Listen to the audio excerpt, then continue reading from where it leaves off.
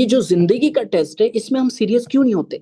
اس کو لے کر سیریس کیوں نہیں ہوتے؟ جو زندگی کا ٹیسٹ ہے ہمارا، اور اس میں بھی پتہ نہیں ہے کہ کب ہمیں موت آ جائے۔ علی نا رضی اللہ تعالیٰ عنہ کا قول ہے کہ انسان دنیا کے اندر سویا ہوا ہے، اور جب مرے گا نا تو جاگ جائے گا اور کہے گا کہ اصلی زندگی تو یہ تھی۔ ریئلی بات ہے یہ۔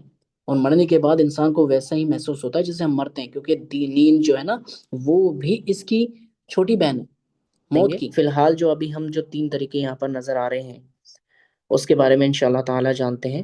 قرآن پڑھنے کے جو ہے وہ 3 طریقے ہوتے ہیں، یعنی جب قرآن کو ہم پڑھتے ہیں اس کا جو انداز ہوتا ہے، یعنی سپیڈ ہوتی ہے، جو لیولز ہوتے ہیں وہ 3 ہیں، ٹھیک ہے۔ اکثر لوگوں کو کنفیوز ہوتی ہے نا کہ قرآن 3 طریقوں سے بھی پڑھا جاتا ہے، تو اس میں 7 طریقے بھی وہ سوچتے ہیں کہ 7 طریقے کا ذکر کیا ہے، جیسے احادیث بھی آپ صلی اللہ علیہ وسلم کی قرات کا ذکر ہے اس کے اندر۔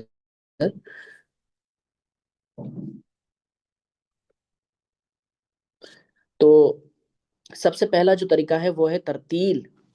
یاد رکھ لیجئے گا اس کو، ترتیل۔ پہلا جو طریقہ ہے وہ ترتیل ہے، یعنی ٹھہراؤ کے ساتھ، اطمینان اور تجوید کے پورے احکام کے ساتھ پڑھنا۔ ٹھہراؤ کے ساتھ کیسے؟ جیسے کہ آپ نے دیکھا ہوگا جلسے ہوتے ہیں، بڑے بڑے جلسے ہوتے ہیں، مسجد کے اندر ہوتے ہیں، بڑے بڑے جلسے ہوتے ہیں، مدارس کے اندر ہوتے ہیں، تو آپ نے نوٹ ہوگا کہ جب قرآن پڑھا جاتا ہے ترتیل کے ساتھ جب پڑھتے ہیں، ایک یہ والا جو طریقہ ہے وہ یہ ہے، جیسے کہ اعوذ باللہ من الشیطان الرجیم، بسم اللہ الرحمن الرحیم، اذا جاء نصر اللہ والفتح۔ سمجھ میں آیا؟ یعنی جب جلسہ ہوتا ہے یا مسجد کے اندر جب ترتیل کے ساتھ قرات کی جاتی ہے تو اس میں ٹھہر ٹھہر کر پڑھا جاتا ہے، آپ نے سنا ہوگا، ہے نا۔ اور اب جو آتے ہیں دوسرے طریقے پہ، درمیانی رفتار، یعنی درمیانی رفتار سے پڑھنا جس میں تجوید کا خیال برقرار رہتا ہے۔ درمیانی رفتار کیسے ہے؟ یعنی اس سے جو ترتیل ہے، ترتیل سے تھوڑا سا تیز پڑھنا، ہے نا، اسے کہتے ہیں تدویر۔ کیا کہتے ہیں؟ کیا کہتے ہیں بتائیں؟ تدویر کہتے ہیں۔ کیا کہتے ہیں؟ تدویر کہتے ہیں، بتائیں چیٹ سیکشن میں بتائیں۔ تدویر، پہلے کو ترتیل کہتے ہیں، پہلا طریقہ یہ ہے، اور دوسرا طریقہ ہے تدویر۔ تو تدویر سے جب پڑھا جاتا ہے، جیسے ہم نماز پڑھتے ہیں، امام نماز پڑھاتے ہیں تو آپ نے دیکھا ہوگا وہ کس طرح سے پڑھاتے ہیں، تو یہ تدویر ہوتا ہے، یعنی طریقہ تدویر کے طریقے پہ جو ہے وہ قرات کی جاتی ہے نماز کے اندر۔ جیسے کہ ایگزامپل کے طور پہ میں آپ کو بتاتا ہوں، الحمد للہ رب العالمین الرحمن الرحیم مالک یوم الدین ایاک نعبد و ایاک نستعین اهدنا الصراط المستقیم صراط الذین انعمت علیہم غیر المغضوب علیہم ولا الضالین آمین۔ تو یہ ہے تدویر، یعنی جب قرآن ترتیل سے تھوڑا سا یعنی تیز رفتار میں ہوتا ہے اسے کہتے ہیں تدویر۔ تو یہ ہمارے 2 طریقے ہم نے جان لیے نا۔ پہلا ہے ترتیل، یعنی ٹھہر کر، جو کہ جلسوں میں، بڑی بڑی مجالس میں جب پڑھا جاتا ہے تو ٹھہر کر پڑھا جاتا ہے، جیسے کہ آپ نے بارہا سنا ہوگا، اعوذ باللہ من الشیطان الرجیم بسم اللہ الرحمن الرحیم، ہے نا۔ اسی طریقے سے جب نماز پڑھتے ہیں تو اس طریقے سے تدویر کے طریقے پڑھتے ہیں۔ اب آ جاتے ہیں تیسرے پہ، ہمارا جو تیسرا پوائنٹ ہے وہ یہ ہے حدر، جسے کہتے ہیں حدر، یعنی یہ تیسرا طریقہ ہے جو کہ صرف تراویح کے اندر پڑھا جاتا ہے۔ جیسے تراویح پڑھتے ہیں نا، تراویح کے اندر پڑھا جاتا ہے، یعنی تیز رفتار سے پڑھنا لیکن تجوید کے احکام کو قائم رکھتے ہوئے، ہے نا۔ صرف وہ پڑھ سکتا ہے اسے جو تجوید کو پوری طرح سے، یعنی اس پہ پکڑ ہو، جس شخص کی، یعنی جس علماء کی جو حافظ ہوتے ہیں ان کی اچھی پکڑ ہوتی ہے تو وہ پڑھ سکتے ہیں۔ لیکن ایک بات جو ہے وہ جاننی ضروری ہے، وہ یہ ہے کہ وہ جو ہم تدویر پڑھتے ہیں یعنی نماز میں جو پڑھتے ہیں تدویر کے طریقے پر، تو اس سے تھوڑی سی تیز ہوگا، یہ نہیں کہ بہت زیادہ تیز رفتار سے، یعنی ایسے جیسے کہ الحمد لله رب العالمين الرحمن الرحيم مالك يوم الدين إياك نعبد وإياك نستعين اهدنا الصراط المستقيم صراط الذين أنعمت عليهم غير المغضوب عليهم ولا الضالين آمین۔ سمجھ میں آیا آپ کو؟ یعنی کہ حروفوں کی ادائیگی بھی درست ہو، تجوید کے ساتھ ہو، مخارج بھی جس جگہ سے ادائیگی ہونی چاہیے وہ ہو، یعنی کہ اتنا زیادہ رفتار سے معاذ اللہ۔ اور آج آپ نے دیکھا ہوگا اکثر جب رمضان شروع ہوتا ہے تو ہمارے یہاں محلوں میں ہے نا، جگہوں پہ ہر جگہ جو ہے قرآن پڑھا جاتا ہے، لیکن کس طرح سے پڑھا جاتا ہے آپ نے غور و فکر کیا ہے نا؟ کس طرح سے کتنی اسپیڈ ہوتی ہے، یعنی رازدانی بھی فیل، معاذ اللہ، استغفر اللہ، اللہ اکبر، لا حول ولا قوت الا باللہ۔ تو یعنی یہ ہے کہ یہ صرف 3 طریقے ہیں جن پہ تجوید کے اکارڈنگ قرآن کو پڑھا جا سکتا ہے، یہ 3 طریقے ہیں۔ اس کے علاوہ جو قرآن آپ پڑھتے دیکھتے ہیں جیسے کہ الحمدللہ رب العالمین الرحمن الرحیم مالک یوم الدین ایاک نعبد و ایاک نستعین اهدنا الصراط المستقیم صراط الذین انعمت علیہم غیر المغضوب علیہم ولا الضالین آمین۔ الف لام میم ذالک الکتاب لا ریب فیہ ھدی للمتقین الذین آمنوا، یعنی کہ اس طرح سے قرآن پڑھنا یہ ان تینوں کیٹیگری میں فال نہیں کرتا، اور معاذ اللہ یہ گناہ کا باعث بن جاتا ہے، کیونکہ یہ قرآن اس طرح سے پڑھنا بالکل درست نہیں ہے۔ اور اللہ رحم کرے، آپ نے دیکھا ہوگا ریلز آتی ہیں، ویڈیوز کتنی چلتی ہیں ہے نا، کس قدر جو ہے وہ قرآن پڑھا جا رہا ہوتا ہے۔ تو یہ 3 طریقے ہیں، پہلا ہے ترتیل جو کہ ٹھہر ٹھہر کر قرآن پڑھا جائے گا، دوسرا ہے تدویر یعنی درمیانی رفتار ہوگی، نہ زیادہ کم ہوگی نہ زیادہ تیز ہوگی، اور جو حدر ہے، حدر میں درمیانی رفتار سے تھوڑی سی تیز ہوگی نہ کہ بہت زیادہ تیز۔ تو اگر آپ کے ساتھ کوئی اس طرح قرآن پڑھتا ہے یا آپ کسی کو دیکھتے ہیں یا کوئی اس کا دفاع کرتا ہے کہ نہیں ایسے بھی قرآن پڑھا جا سکتا ہے، تو آپ کہیں کہ 3 ہی طریقے ہیں قرآن کے، ہے نا، 3 طریقے ہیں، اور ان تینوں میں سے قرآن کے پڑھنے کا طریقہ جو آپ پڑھ رہے ہیں یا آپ بتا رہے ہیں ایسا وہ فٹ ہی نہیں ہوتا جو معاذ اللہ آج کے طور پہ پڑھا جاتا ہے۔ قرآن تو خود کہہ رہا ہے ورتل القرآن ترتیلا، قرآن کو ترتیل کے ساتھ یعنی ٹھہر ٹھہر کر پڑھو، اور آپ دیکھیں معاذ اللہ کس طرح سے قرآن پڑھا جا رہا ہوتا ہے نا۔ اللہ تعالی رحم فرمائے رب العالمین۔ بڑا دکھ ہوتا ہے یہ دیکھ کر کہ قرآن کس قدر پڑھا جا رہا ہوتا ہے۔ تو امید ہے کہ آپ کو سب کو یہ بات سمجھ میں آ گئی ہوگی کہ قرآن جو ہے وہ پہلا جو ہمارا طریقہ ہے وہ ہے ترتیل کے ساتھ، یعنی ٹھہر کر۔ جب بھی آپ کبھی وہاں جائیں یعنی جلسے میں جاتے ہیں تو جب وہاں پر کچھ حافظ ہوتے ہیں، جب شروعات کرتے ہیں اس جلسے کی تو وہ اس قدر پڑھتے ہیں جس طرح ترتیل سے پڑھا جاتا ہے، تو آپ سمجھ سکتے ہیں کہ یہ ترتیل کے طریقے پہ پڑھا جا رہا ہے نا۔ اور دوسرا تدویر، جب آپ نماز پڑھتے ہیں تو آپ یہ سمجھ سکتے ہیں کہ یہ تدویر کے طریقے پہ مولانا صاحب امام صاحب جو ہیں قرآن پڑھ رہے ہیں، نماز پڑھا رہے ہیں۔ اسی طرح سے جب ہم تراوی پڑھتے ہیں تو تراوی میں جب قرآن پڑھا جاتا ہے تو وہ تدویر سے پڑھا جاتا ہے۔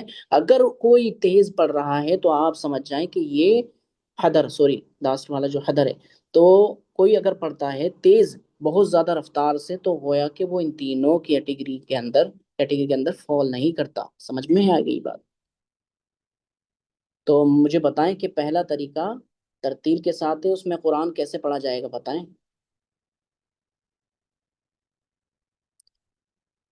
پہلا جو طریقہ ہے اس میں قرآن کس طرح پڑھا جائے گا؟ ٹھہر کر، بالکل بالکل، بہت اچھے، جی جی جی ماشاء اللہ۔ اور دوسرا طریقے میں، دوسرا طریقہ کیسا ہے؟ دوسرا طریقہ بتائیں۔ درمیانی، بالکل بالکل۔ اسی طرح جو ہے حدر جو ہے اس میں کس طرح پڑھا جائے گا؟ تھوڑا تیز، تھوڑا سا تیز ہے نا، درمیان میں جو پڑھا جاتا ہے یعنی نماز میں جب پڑھتے ہیں تو اس سے تھوڑا سا تیز رفتار میں پڑھا جائے گا، ہے نا۔ تو یہ 3 طریقے آج ہم نے سیکھے ہیں، اور کل ہم نے جو سیکھا تھا وہ تھا تعوذ اور تسمیہ کے 3 طریقے۔ یہ اس لیے ہے کہ تاکہ ہمیں قرآن پڑھنے سے پہلے، سمجھنے سے پہلے، تاکہ کچھ بنیادی چیزیں معلومات ہو جائیں، ہے نا، کچھ رولز ہیں، وہ ساری چیزیں ہمیں جو ہیں وہ پتہ چل جائے، کہ تاکہ جب ہم تجوید کے ساتھ قرآن پڑھنا شروع کریں، قرآن سیکھتے ہیں، تو آگے چل کے یہ ہمیں یاد رہیں گی، تو ہمارے لیے آسانی ہو جائے گی۔ کوئی سینئر ہمارے سامنے بیٹھا ہے تو وہ آپ سے پوچھ لے کہ تعوذ اور تسمیہ کے کتنے طریقے ہیں، یا تعوذ اور تسمیہ کسے کہتے ہیں، یا ترتیل کے ساتھ قرآن پڑھنا، تدویر کے ساتھ کسے کہتے ہیں، تو تاکہ ہم انہیں اچھے سے جواب دے سکیں اور ایکسپلین بھی کر سکیں، اور اپنے جو اور بھی ساتھی ہیں، لوگ ہیں، گھر میں ہیں، سب کو بھی سکھا سکیں، بتا سکیں، ہے نا۔ تو یہ لازمی ہمیں آنا چاہیے، اسی لیے میں نے سب سے پہلے شروعات یہاں سے کی، کہ تاکہ سب کو یہ سمجھ میں آ جائے کہ قرات کے طریقے کتنے ہوتے ہیں۔ اب آئیے جانتے ہیں جو لوگوں کو کنفیوژن ہوتی ہے، کنفیوژن کیسے وہ آتے ہیں ہم اس پہ، ٹھیک ہے۔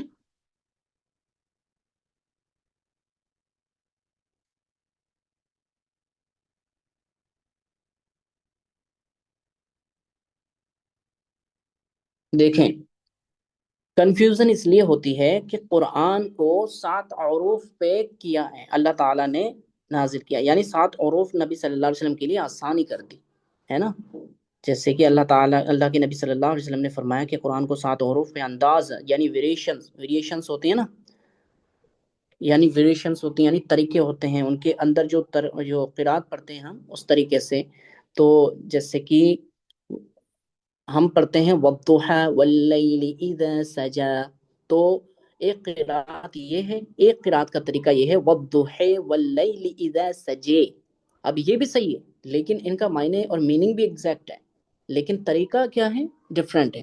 اسی کو لے کر بعض صحابہ کرام کے اندر بھی اختلاف ہو گیا تھا، حتیٰ کہ اتنا اختلاف ہوا تھا کہ دیکھیں آپ کو یہ حدیث نظر آ رہی ہوگی، صحیح مسلم کے اندر حدیث ہے نا، 1899 یہ حدیث ہے، آپ دیکھ سکتے ہیں، اسکرین شاٹ بھی لے لینا اس کا۔ حضرت عمر بن خطاب رضی اللہ تعالیٰ عنہ کا واقعہ، انہوں نے ہشام بن حاکم کو سورہ فرقان کو ان کی، ہے نا، ان کی پڑھنے کی صورت سے مختلف پڑھتے دیکھا، یعنی جب نبی صلی اللہ علیہ وسلم نے حضرت عمر رضی اللہ تعالیٰ عنہ کو، ہے نا، جو قرآن سورہ فرقان سکھائی تھی جس طریقے پہ، تو انہوں نے جو ہشام تھے یعنی صحابی، ان کو مختلف طریقے پہ پڑھتے دیکھا، تو پہلے غصے سے روکا، یعنی ان کو غصے سے روکا، پھر صبر کیا، تھوڑا صبر کیا، اور نبی صلی اللہ علیہ وسلم کے پاس لے گئے۔ لیکن اس میں تو کچھ الفاظ ہیں، لیکن اس میں جو آپ جب یہ حدیث پڑھیں گے نا، تو اس میں الفاظ ہیں کہ حضرت عمر رضی اللہ تعالیٰ عنہ نے جو گمچھا ہوتا ہے نا، یعنی گلے میں ڈال لیتے ہیں چادر، اس چادر کو ان کے گلے میں ڈال کے ان کو گھسیٹا تھا، کن کو، ہشام کو، ہشام جو تھے نا صحابی، ہشام بن حاکم، ان کو گردن میں، یہ اسکرین شاٹ آپ بعد میں لے لیجئے گا، اور جب یزدان بھائی اس کو اس پہ اپلوڈ کریں گے نا یوٹیوب پہ، تب لے لینا، کوئی بات نہیں، تو لیکن آپ نمبر نوٹ کر لیجئے، نمبر یاد رکھ لیجئے، ہے نا، 1899، اور اس کے بعد اور بھی حدیث آئیں گی۔ تو جو ہشام بن حاکم تھے، ان کے گلے میں، ان کے گلے میں، گردن میں اس خمچے کو ڈالا، اور ڈالنے کے بعد کیا کیا کہ ان کو نبی صلی اللہ علیہ وسلم کے پاس لے کر گئے، نبی صلی اللہ علیہ وسلم نے ان سے تو انہوں نے پڑھی، پھر عمر رضی اللہ تعالیٰ تو انہوں نے پڑھی، تو نبی صلی اللہ علیہ وسلم نے دونوں پڑھائے، آپ صلی اللہ علیہ وسلم نے دونوں طریقے بہتر فرمائے، یعنی بتایا، تو جبکہ حضرت عمر رضی اللہ تعالیٰ عنہ کو تو نبی صلی اللہ علیہ وسلم نے خود سورہ فرقان سکھائی تھی، تو ان کو یہ اندازہ ہوا کہ یہ قرآن غلط پڑھ رہے ہیں ہشام بن حاکم، تو ان کے بعد ان کو پکڑ کے لے کر گئے۔ میری یہ وائس صحیح نہیں آ رہی، کیا وائس بریک ہو رہی ہے؟ ویٹ ویٹ ویٹ ویٹ،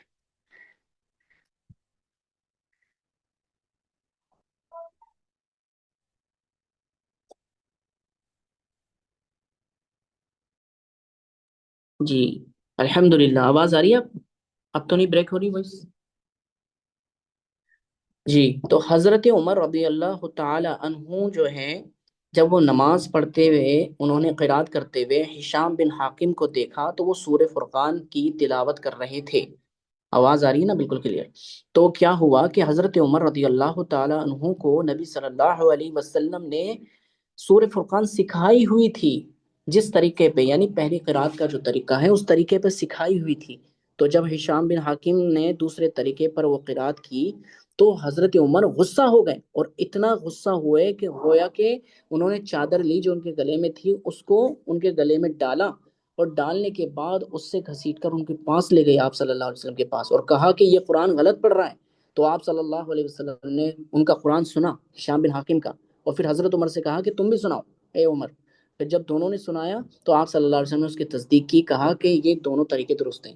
اللہ تعالیٰ نے میں نے نبی صلی اللہ علیہ وسلم فرمایا کہ میں نے اپنی امت کے لیے یہ دعا کی تھی کہ اللہ میری امت کے لیے آسانی فرمائے، تاکہ قرآن جو ہے امت ہر طریقے سے پڑھ سکے۔ تو اس لیے اللہ تعالیٰ نے 7 طریقے یعنی قرات جو ویریشنز ہوتے ہیں اس میں اللہ تعالیٰ نے آسانی کر دی۔ تو جو ہم نے ابھی طریقے پڑھے ہیں نا پیچھے، وہ اسپیڈ ہے، یعنی ان کی رفتار کتنی ہو، یعنی وہ 3 طریقے ہیں، اور قرآن کے اندر جو طریقے پڑھنے کے ہیں ویریشنز ہیں وہ الگ ہیں۔ سمجھ میں آ گئی بات؟ جب آپ میں سے کسی نے سوال کیا تھا کہ 7 طریقے ہوتے ہیں، وہ قرات کے 7 طریقے ہیں، اور ہم نے جو ابھی 3 طریقے پڑھے ہیں وہ ہیں رفتار کے، اسپیڈ کتنی ہونی چاہیے۔ سمجھ میں آئی آپ کو بات؟ آ گئی؟ جی، اب بات سمجھ میں آ گئی آپ کو؟ سبھی بتائیں۔ ماشاء اللہ ماشاء اللہ۔ تو دوسری حدیث میں آتے ہیں کہ نبی صلی اللہ علیہ وسلم نے فرمایا کہ یعنی قرآن 4 صحابہ سے سیکھو۔ دیکھیں، آپ صلی اللہ علیہ وسلم نے 4 صحابہ سے سیکھنے کی ترغیب دلائی۔ 4 صحابہ کون کون سے ہیں وہ دیکھ لیں۔ 4 صحابہ وہ ہیں: عبداللہ بن مسعود، ابو حذیفہ یعنی کہ حضرت ابو حذیفہ، اور یہ کیا ہے، مولا سلیم، ابی ابن کعب، اور معاذ بن جبل۔ معاذ بن جبل رضی اللہ تعالیٰ عنہ ہیں، عبداللہ بن مسعود ہیں، حذیفہ بن یمان ہے، اور ابی ابن کعب ہیں۔ اب ابی ابن کعب کا ایک واقعہ آتا ہے آگے، صحیح مسلم کی ہی روایت ہے، 1904 1904 ہے نا۔ وہ کیا ہے کہ حضرت ابی بن کعب رضی اللہ تعالیٰ عنہ کا واقعہ ہے کہ 2 لوگوں کی مختلف قرات دیکھ کر پہلے انہوں نے انکار کیا، پھر نبی صلی اللہ علیہ وسلم نے دونوں کو پڑھنے کا کہا اور تصدیق فرمائی۔ پھر ابی بن کعب نے فرمایا کہ ان کو حکم آیا تھا، یعنی کہ ان کو حکم آیا تھا کہ قرآن ایک حرف پر پڑھیں، پھر 2 پر، یعنی کہ ابی بن کعب، اس میں صحیح الفاظ کے ساتھ حدیث نہیں ہے مکمل، میں آپ کو ایکسپلین کر دوں یہ حدیث کیا ہے۔ اصل میں یہ حدیث یہ ہے کہ ابی بن کعب رضی اللہ تعالیٰ عنہ کو نبی صلی اللہ علیہ وسلم نے بہترین قرآن سکھایا، اور یہ وہ صحابی ہیں نبی صلی اللہ علیہ وسلم نے ان 4 کو سے قرآن سیکھنے کی ترغیب دلائی ہے کہ ان 4 سے قرآن سیکھو، اور وہ کون کون سے ہیں؟ وہ ہیں ابی بن کعب، عبداللہ بن مسعود، حذیفہ بن یمان، اور معاذ بن جبل رضی اللہ تعالیٰ عنہ۔ یہ 4 صحابی ہیں، یاد رکھ لیجیے گا، یہ 4 صحابی ہیں۔ تو ابی بن کعب کا کیا واقعہ ہے، وہ یہ ہے کہ انہوں نے 2 شخص کو مختلف قرات کرتے ہوئے دیکھا، تو ایک کی تصدیق کی اور ایک کو دیکھا کہ یہ غلط پڑھ رہا ہے، کیونکہ ابی بن کعب تو جانتے تھے قرآن پڑھنا بہت زبردست، اللہ کے نبی نے ان کی تعریف بھی کی تھی، تعریف کی تھی۔ تو کیا ہوا کہ جب وہ قرآن کو انہوں نے دوسرے طریقے پر پڑھتے ہوئے دیکھا دوسرے شخص کو، تو وہ اس کو لے کر گئے اور آپ صلی اللہ علیہ وسلم کے سامنے یہ واقعہ پیش کیا کہ یا رسول اللہ، یہ فلاں فلاں شخص قرآن کو غلط پڑھ رہا ہے۔ تو آپ صلی اللہ علیہ وسلم نے ان کا قرآن سنا، اور جب قرآن سنا تو آپ صلی اللہ علیہ وسلم نے کہا کہ بالکل صحیح پڑھ رہا ہے یہ تو قرآن۔ تو ابی بن قعب کہتے ہیں، یہ الفاظ ہیں حدیث کے، یہ میرے الفاظ نہیں ہیں، غور و فکر کرنا۔ ابی بن قعب کہتے ہیں کہ میرے دل میں آپ صلی اللہ علیہ وسلم کے لیے اس وقت اتنی نفرت ہوئی کہ گویا کہ میں نے سمجھا کہ آپ صلی اللہ علیہ وسلم جھوٹے ہیں۔ اللہ اکبر۔ ہاں، اور پھر فرمایا کہ اس سے پہلے میں جب مشرک تھا نا، تب بھی مجھے آپ صلی اللہ علیہ وسلم سے اتنی نفرت نہیں تھی۔ تو پھر اس کے بعد کیا ہوا پتہ ہے؟ آپ صلی اللہ علیہ وسلم نے اپنا ہاتھ ابی بن کعب کے اوپر سینے پر اس طرح مارا کہ گویا کہ وہ کہتے ہیں کہ آپ صلی اللہ علیہ وسلم نے میرے سینے پر اس قدر ہاتھ مارا کہ گویا کہ میں نے اللہ کو دیکھ لیا، یعنی ان کے اوپر وہ غشی طاری ہو گئی کہ کیونکہ نبی صلی اللہ علیہ وسلم پر وحی آئی، اور اس قدر ان پر ہاتھ مارا کہ ان کو یہ احساس فوراً ہی ہو گیا کہ گویا کہ میں نے اللہ کو دیکھا ہے۔ دیکھنے سے مراد یعنی کہ ان کو یہ احساس ہوا کہ میں جو اندر دل کے اندر یہ تصدیق کر رہا تھا، یعنی مجھے آپ صلی اللہ علیہ وسلم کے بارے میں یہ وسوسہ آیا شیطانی، ہے نا، کہ آپ صلی اللہ علیہ وسلم نعوذ باللہ یہ غلط وہ بیانی دے رہے ہیں آپ صلی اللہ علیہ وسلم، تو آپ صلی اللہ علیہ وسلم نے جب ان کے سینے پر ہاتھ مارا تو وہ پورا کا پورا جو معاملہ تھا وہ کھل گیا، اور پھر آپ صلی اللہ علیہ وسلم نے فرمایا کہ اللہ تعالیٰ نے مجھے یہ اجازت دی ہے میری امت کی آسانی کے لیے کہ میں قرآن کو 7 طریقوں پر 7 حروف پر پڑھ سکوں، میری امت 7 حروف پہ پڑھے قرآن کو۔ سمجھ میں آ گئی بات؟ تو اس کا جو ہم نے آج جانا ہے وہ یہ ہے کہ 3 طریقے جو اسپیڈ یعنی اس قرآن کی جو رفتار ہونی چاہیے، یعنی قرآن کو کس طریقے سے پڑھا جانا چاہیے، وہ 3 طریقے ہیں۔ وہ کیا ہے؟ پہلا ہے ترتیل، دوسرا ہے تدویر، تیسرا ہے حدر۔ ترتیل یہ ہے کہ اس میں ٹھہر ٹھہر کر قرآن کو پڑھا جائے گا، اور دوسرا یہ ہے تدویر یعنی کہ درمیانی ہوگا طریقہ، اور تیسرا یہ ہے کہ قرآن درمیان سے تھوڑا سا تیز پڑھا جائے گا۔ اور یہ جو ہم نے قرآن کے جو 7 حروف ہیں وہ یہ ہیں کہ قرآن کے ویریشنس، یعنی ویریشنس کیا ہوتے ہیں؟ جیسے کہ قرآن کے طریقے پڑھنے کے، جیسے میں نے بتایا وَالضُّحَىٰ وَاللَّيْلِ إِذَا سَجَىٰ، اسی طرح اگر کوئی قرات کرتا ہے وَالضُّحَىٰ وَاللَّيْلِ إِذَا سَجَىٰ، ہے نا؟ اور بھی طریقے ہوتے ہیں اس میں، تو بہت سارے 7 طریقے ہیں، وہ کبھی انشاءاللہ تعالی ہم جو ہے وہ اچھے سے جانیں گے، اس میں لمبا سمے چاہیے جاننے کے لیے۔ فی الحال کے لیے اتنا ہمیں معلوم ہو چکا ہے کہ 7 حروف پہ قرآن پڑھا جا سکتا ہے نا؟ اور یہ صحابہ کرام رضی اللہ تعالیٰ عنہ کے درمیان بھی اس بات پہ اختلاف ہو گیا تھا، کیونکہ آپ صلی اللہ علیہ وسلم لہٰذا موجود تھے، تو آپ صلی اللہ علیہ وسلم نے اس بات کو بالکل واضح کر دیا تھا کہ اللہ تعالیٰ نے میری امت کے لیے یہ آسانی کری ہے کہ امت ان 7 طریقوں پہ 7 ویریشنس پہ قرآن کو پڑھ سکتے ہیں۔ جیسے کہ بولتے ہیں نا ابھی، ایک زبان میں بولتے ہیں کہ وہ ہوگا، اب ایک زبان میں بولتے ہیں وہ ہے گو، اب بات تو ایک ہی ہے، ہوگا ہوگا ہے گو، ہے نا؟ لیکن ہے گو ہوگا ہو گیا، سمجھ میں آ گئی بات؟ تو اسی طرح سے عربی کی زبان میں بھی 7 طریقے ہوتے ہیں، ہے نا؟ تو لیکن میننگز ایگزیکٹ سیم ہوتا ہے سب کا، ٹھیک ہے؟ تو یہ بات امید ہے کہ آپ کو سب کو سمجھ میں آ گئی ہوگی، آ گئی ہے؟ بتائیں مجھے،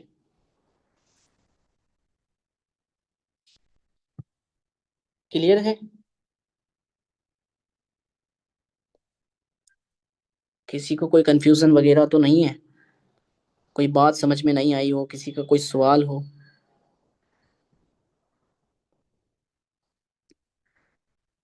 سبھی کو آلموسٹ آ گئی نا؟ ابھی نیا نیا جوائن کس نے کیا ہے؟ نیو جوائن کس نے کیا ابھی حال ہی میں؟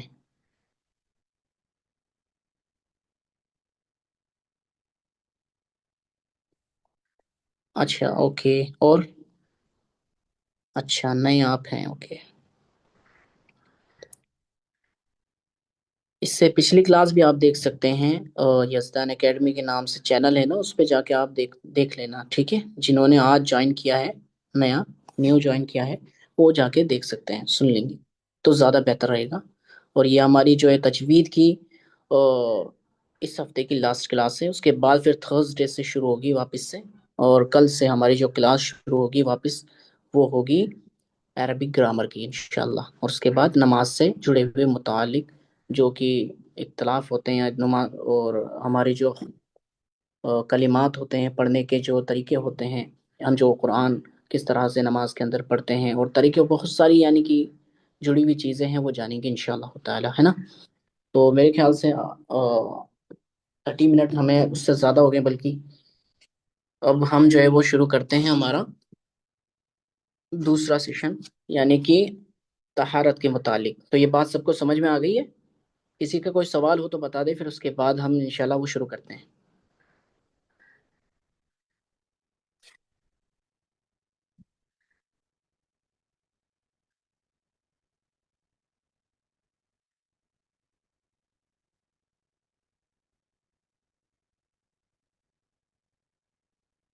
ٹھیک ٹھیک ٹھیک ٹھیک، جزاک اللہ خیر، چلیے تو ہم انشاءاللہ تعالیٰ پھر وہ شروع کرتے ہیں۔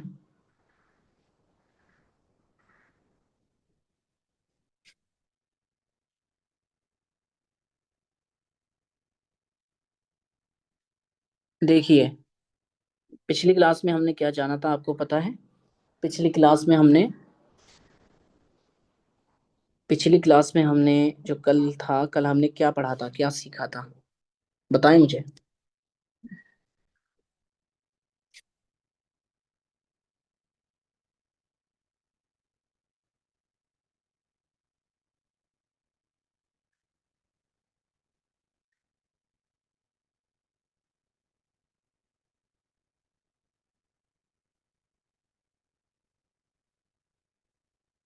जी, किसी का कुछ सवाल तो नहीं है?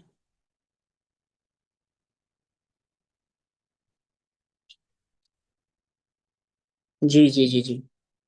कुरान को कल जो हमने सीखा था वो क्या सीखा था तहारत के मुतालिक? हाँ, पानी।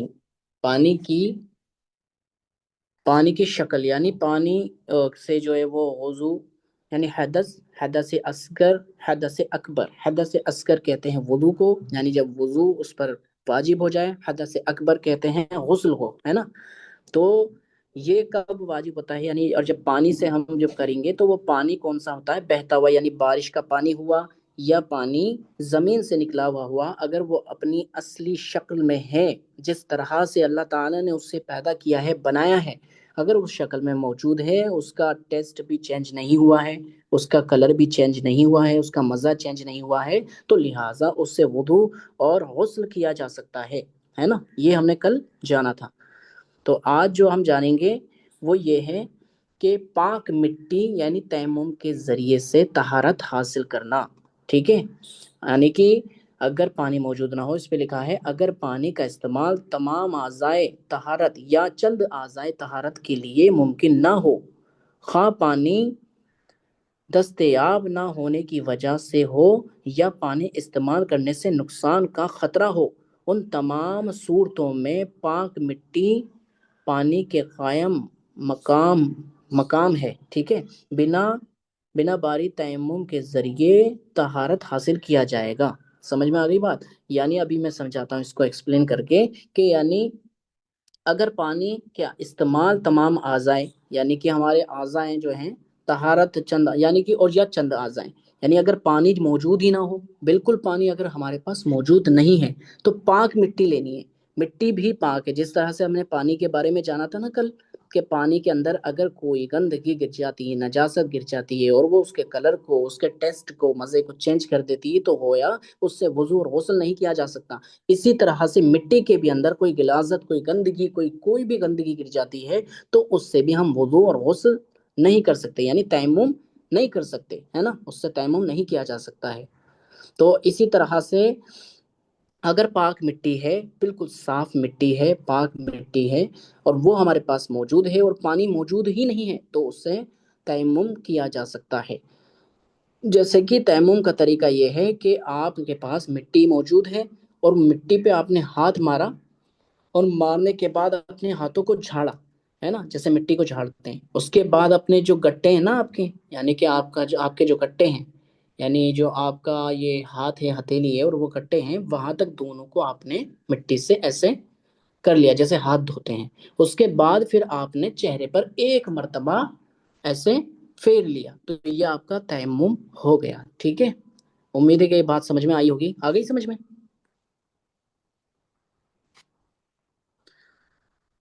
गाइस, बात समझ में आ गई आपको? गौर फिक्र से सुने और देखें, चैट ना करें। अगर चैट करेंगे तो फिर बात कैसे समझ में आएगी? अगर आपका माइंड, आपका फोकस अगर इसमें होगा चैटिंग करने में, तो फिर आपको बात कैसे समझ में आएगी? और हम यहाँ पर सीखने के लिए बैठे हैं, समझने के लिए बैठे हैं, दीन को सीखने के लिए बैठे हैं, ताकि हमारी ज़िंदगी बेहतर हो जाए, ताकि हम अपनी नस्ल को भी बेहतर कर सकें, हमारे बच्चे होंगे, वो आने वाली उनकी नस्लें होंगी, वो सुधर सकें, हमारे लिए सदका जारिया बन सके। समझ में आ गई बात?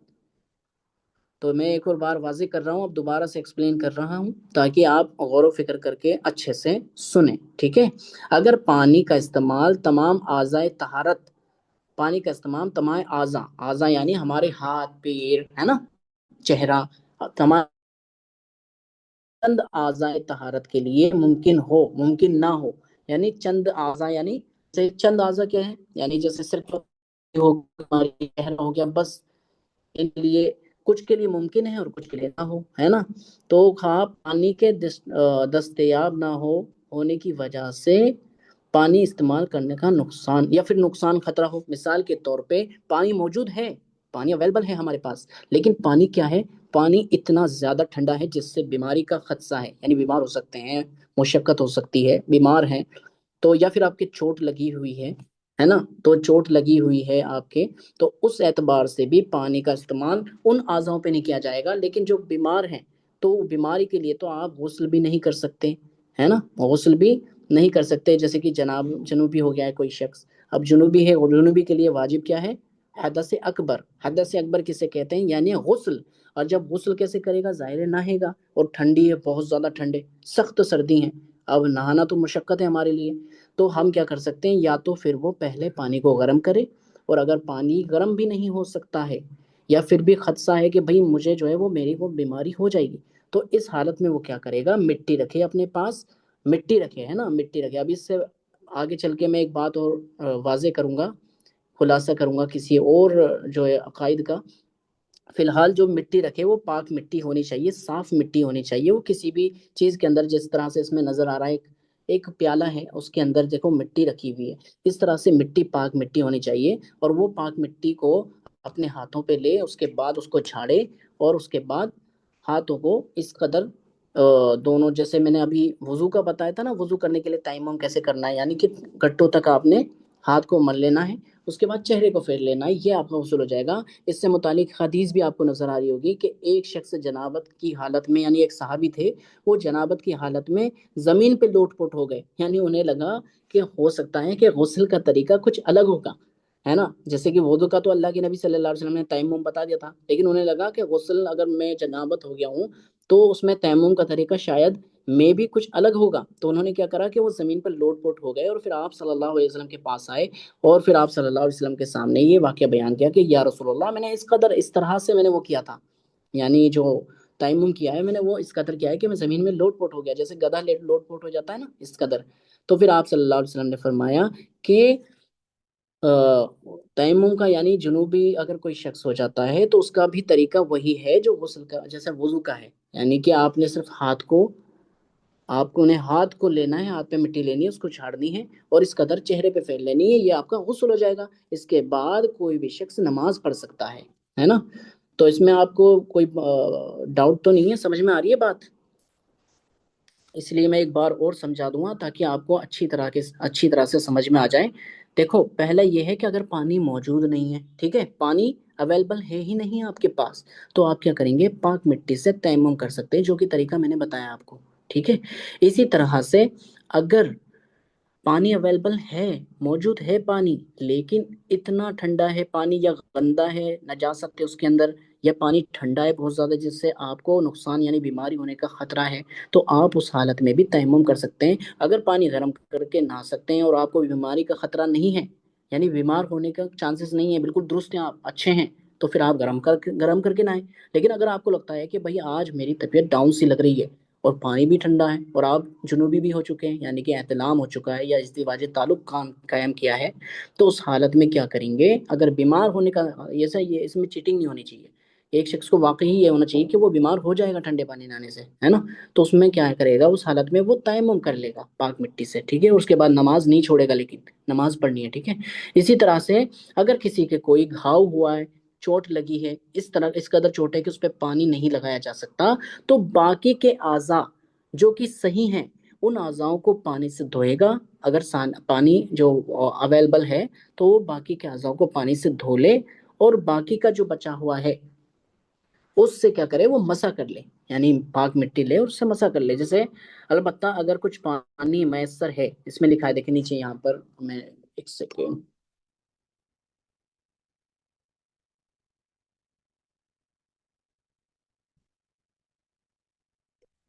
دیکھیں، یہ آپ کو نظر آ رہا ہوگا. اچھا، اس پہ پینسل نہ چلائیں، کوئی بھی میں سمجھایا تھا نا پہلے بھی. دیکھیے، یہ آپ کو نظر آ رہا ہے؟ تو دیکھیے، البتہ اگر کچھ پانی میسر ہے اور اس کے استعمال سے کوئی خطرہ نہیں ہے، تو جتنے اعضاء کی پانی سے طہارت ممکن ہے اتنے کی پانی سے طہارت حاصل کی جائے، ہے نا، اور باقی کے لیے تیمم کیا جائے گا، جو کہ ابھی میں نے بتایا نا آپ کو. اور اس میں تیمم کب جائز ہے؟ اس میں یہ لکھا ہے کہ پانی کا نہ ہونا. دیکھیں یہاں پر، یہ تیمم کب جائز ہے؟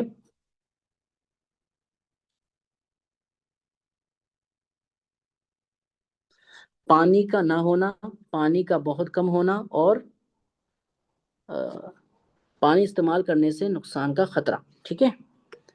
تو ہوپ کہ یہ بات آپ میں سے سبھی حضرات کو سمجھ میں آ گئی ہوگی.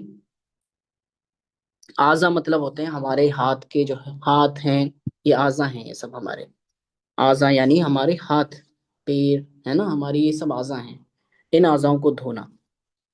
تو امید ہے کہ سب کو سمجھ میں آ گئی بات۔ ہاں، باڈی پارٹس بالکل۔ تو اگر پانی کا استعمال، یعنی سمجھ میں آ گئی نا بات، یعنی پہلے جو ہے اگر پانی اویلیبل نہیں ہے تو ہم تیمم کر لیں گے، اور اگر پانی اویلیبل ہے لیکن ٹھنڈا ہے یا بہت زیادہ غلاظت ہے، اس کے اندر گندگی ہے، کلر چینج ہو چکا ہے، تو اس حالت میں ہم کیا کریں گے؟ تیمم کریں گے۔ اور ٹھنڈا پانی اتنا ہے کہ بہت زیادہ کہ بیماری کا خدشہ ہے کہ بھائی بیمار ہو سکتے ہیں، تو اب جا کے تیمم کریں گے۔ اور اگر بیماری کا خدشہ نہیں ہے تو پھر آپ نے پانی کو گرم کرنا ہے، اس کے بعد پھر آپ نے نہانے جانا ہے، اگر اگر ڈر نہیں ہے تو ٹھیک ہے۔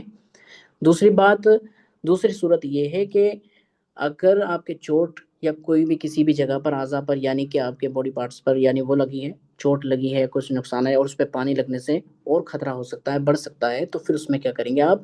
باقی کے جو اعضاء ہیں جس پہ چوٹ نہیں ہے، کچھ نشان نہیں ہے، تو اس کو ان کو دھو لیں گے، جیسے پیر کو دھو لیا، ہاتھ پہ اگر ہے تو پھر آپ تیمم کر لیں گے، ہے نا۔ تو یہ بات واضح ہو گئی ہے۔ اور صحابہ کرام رضی اللہ تعالیٰ عنہ کی جو حدیث تھی، یعنی نبی صلی اللہ علیہ وسلم کے سامنے جو واقعہ پیش آیا تھا، اس میں انہوں نے دیکھیں، ان کو تیمم کا طریقہ نہیں پتا تھا، وہ سوچ رہے تھے کہ جنابت کا جب حالت میں ہوتا ہے جنوبی کوئی شخص ہوتا ہے تو وہ اس طریقے پہ تیمم الگ کیا جائے گا شاید۔ لیکن آج دیکھیں واضح ہمارے سامنے احادیث ہیں، تعلیمات ہیں نام نبی صلی اللہ علیہ وسلم کی، جیسے ہم بڑی آسانی سے سمجھ سکتے ہیں دوستوں۔ پتہ ہے آپ کو کہ امام بخاری، امام مسلم، جنہوں نے یہ احادیث کو اکٹھا کیا ہے، احادیث کو جمع کیا ہے، احادیث کو ہمارے لیے لکھا ہے، یہ پتہ ہے یہ چھوٹی بات نہیں ہے، اتنی دور دور کا سفر کیا کرتے تھے، کئی کئی 100 کلومیٹر کا وہ سفر کیا کرتے تھے، اور اس کے بعد وہ جایا کرتے تھے، ملا کرتے تھے، بھوکے پیاسے، بڑی مشقت انہوں نے اٹھائی ہے ان احادیث کو اکٹھا کرنے میں، جمع کرنے میں، سمجھ میں آ رہی ہے آپ؟ لیکن یہ آج ہمارے سامنے اویلیبل ہے، ہمارے گھروں میں موجود ہے، ہمارے پاس انٹرنیٹ پر ہے، اتنی آسان ہو گیا دین کو سمجھنا۔ لیکن کیا ہے کہ ہم اپنی غلطیوں کی وجہ سے، اپنے اندر جو ہمارے اندر ایک آلس ہے، ہمارے اندر جو دنیا کی محبت ہے، اس وجہ سے کیا کرتے ہیں کہ ہم انوں کو یعنی سمجھنے کی کوشش نہیں کرتے، اپنے دین کو جاننے کی کوشش نہیں کرتے۔ اکثریت کیا ہے کہ لوگ پی ایچ ڈی کر رہے ہیں، انجینئرنگ کر رہے ہیں، سب کچھ پڑھ رہے ہیں، بہت اچھا سب کچھ، بڑی بڑی ڈگریاں حاصل کر لیتے ہیں لوگ، ڈاکٹر بن جاتے ہیں، کوئی انجینئر بن جاتا ہے، لیکن دین کے معاملے میں اب اگر آپ جا کے دیکھیں تو کسی کو دین کے بارے میں اتنی بھی تعلیمات نہیں ہوتی کہ چاروں خلفائے راشدین کے بھی نام بتا دیں، معاذ اللہ، اللہ اکبر۔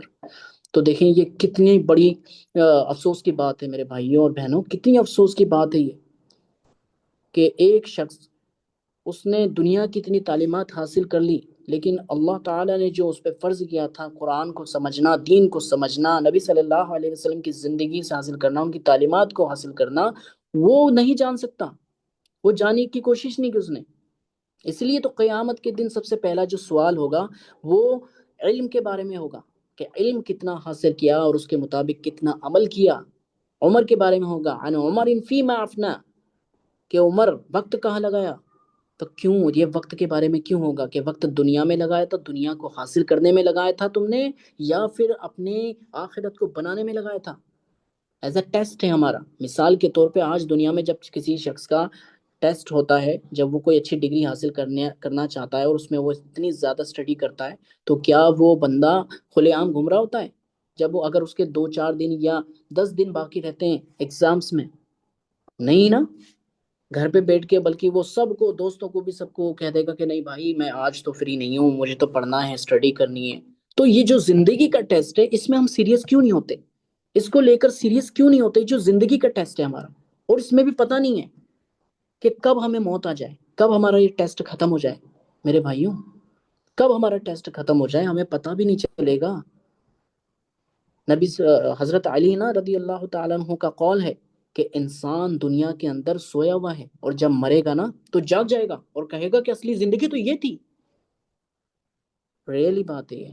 اور مرنے کے بعد انسان کو ویسا ہی محسوس ہوتا ہے جیسے ہم مرتے ہیں، کیونکہ نیند جو ہے نا وہ بھی اس کی چھوٹی بہن ہے، موت کی۔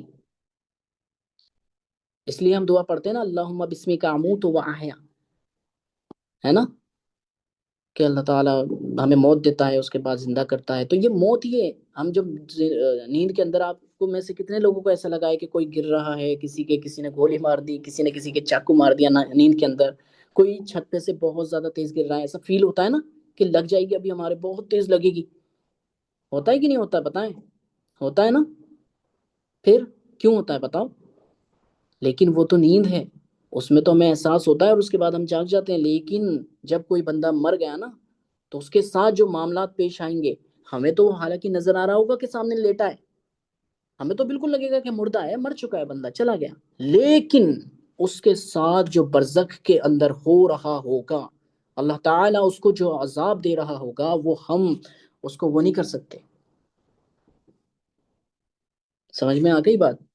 جس طرح سے کوئی شخص ایک برا خواب دیکھ رہا ہوتا ہے، اتنا بھیانک خواب دیکھ رہا ہوتا ہے، اب خواب کے اندر اس کے ساتھ کیا کیا معاملات پیش آ رہے ہیں، لیکن ہم تو اس کو سمجھ نہیں سکتے، ہے نا؟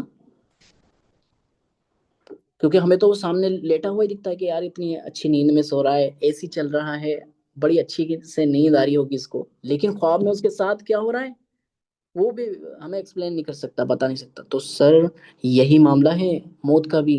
یاد رکھنا کہ مرنے کے بعد معاملات بہت بہت بہت بہت زیادہ خطرناک ہیں.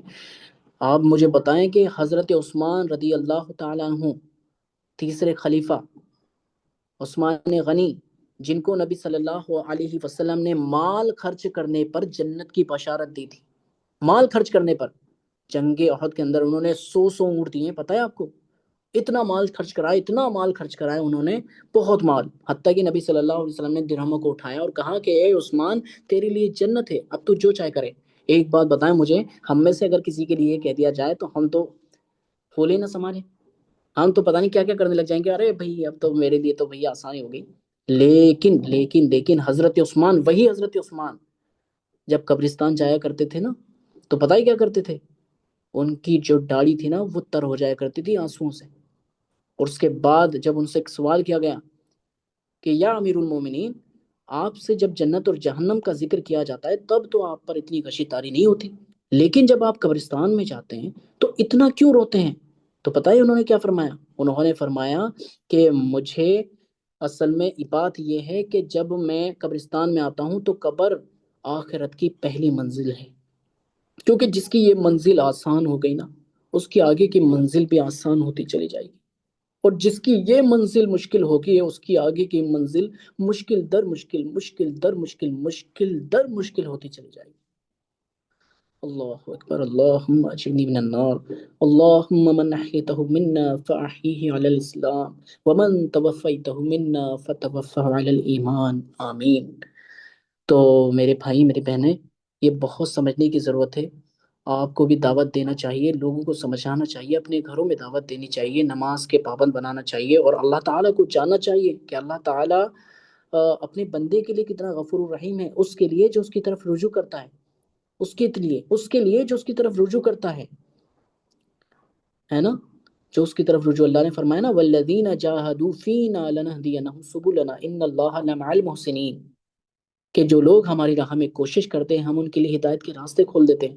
اور اللہ تعالیٰ قرآن، اللہ تعالیٰ نبی صلی اللہ علیہ وسلم فرماتے ہیں، حدیث قدسی ہے، حدیث قدسی اسے کہتے ہیں جس میں اللہ تعالیٰ فرماتا ہے کہ میرا بندہ جب چل کر آتا ہے تو میں دوڑ کر آتا ہوں، میرا بندہ ایک بالش بڑھتا ہے تو ایک ہاتھ بڑھتا ہوں.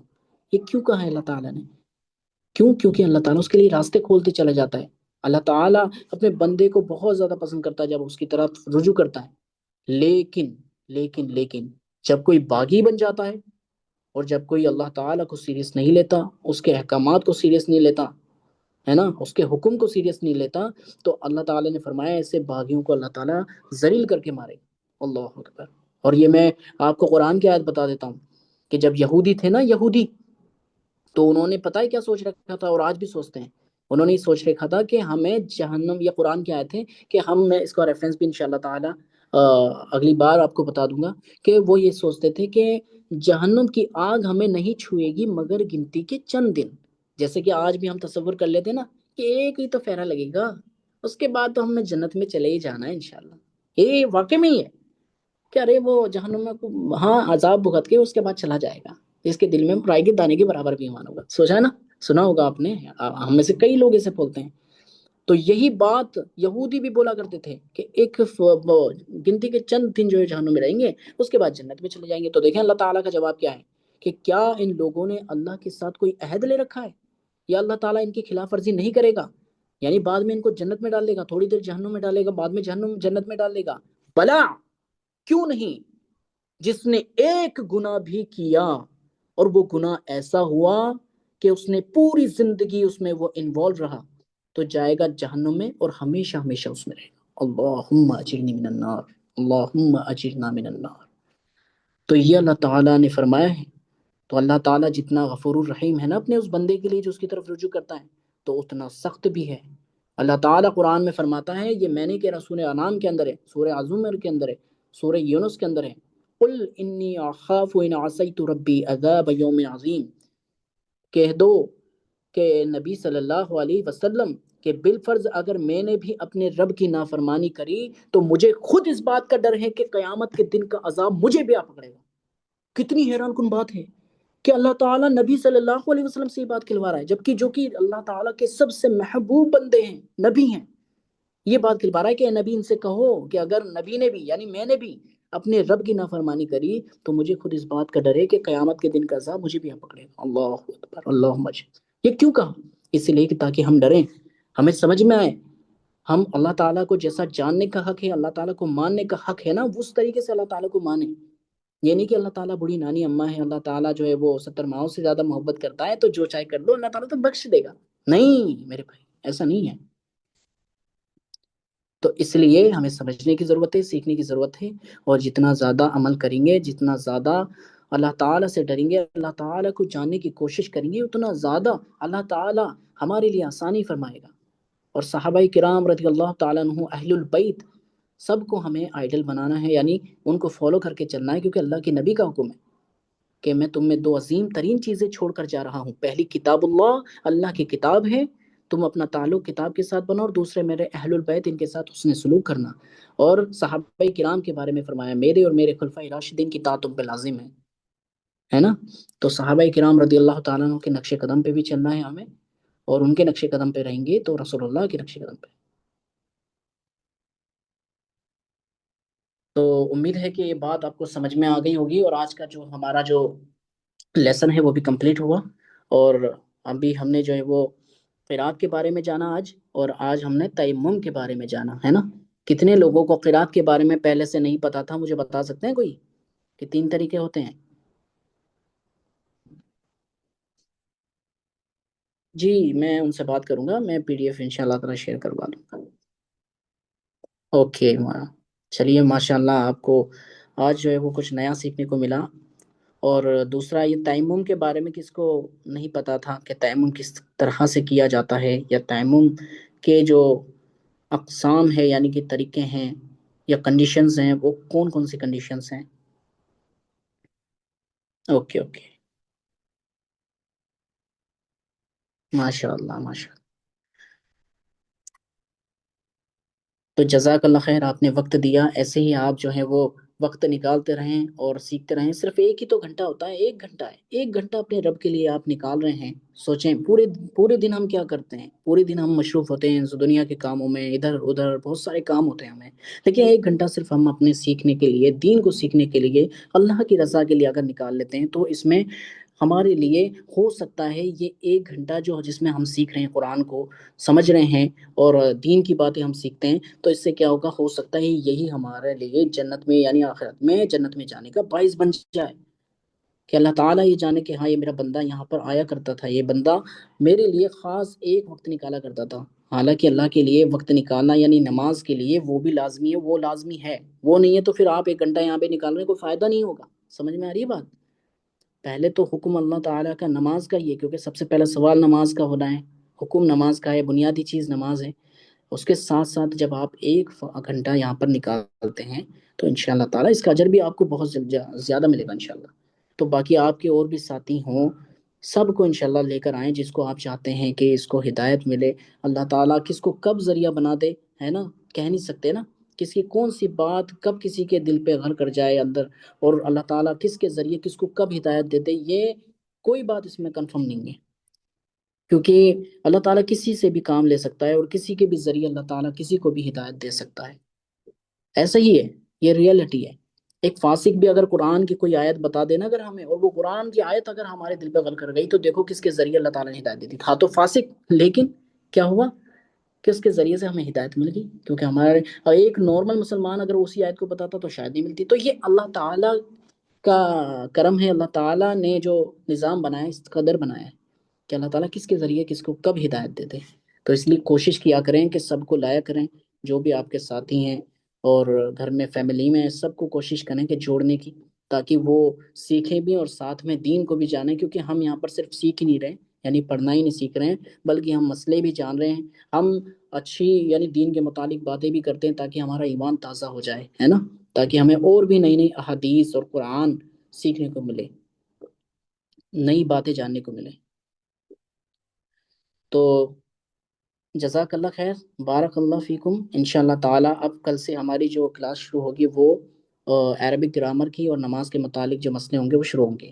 اب یہ جو ہماری کلاس ہوگی وہ شروع ہوگی تھرسڈے میں انشاءاللہ تعالی، ٹھیک ہے۔ وعلیکم السلام ورحمۃ اللہ، السلام علیکم ورحمۃ اللہ وبرکاتہ۔